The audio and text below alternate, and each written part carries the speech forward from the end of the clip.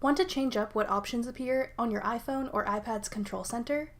With iOS 11 and above, you can customize your control center to suit your needs so that the features you use most are easily accessible. I'm Jessica from techboomers.com, and in this video, I'll be showing you how to customize your iOS control center. Now let's get started.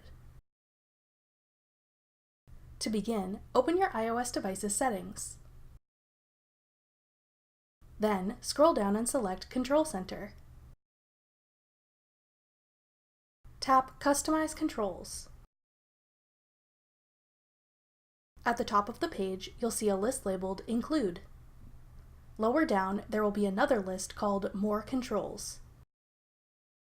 If there are any features or controls that are currently on the Include list that you'd like to remove, tap the red circle to the left of the ones you want to get rid of.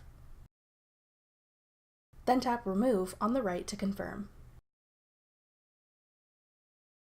To add other controls to your control center that aren't currently included, scroll down to the More Controls list and tap the green plus sign to the left of any feature you'd like to add. Once you've added all the features you want to have in your control center, it's time to put them in order. Hold down the three bars to the right of any feature you want to change the order of. Controls placed higher up in the list will appear higher in the control center. At any point, you can preview what your control center will look like by swiping your finger upwards from the bottom of your screen.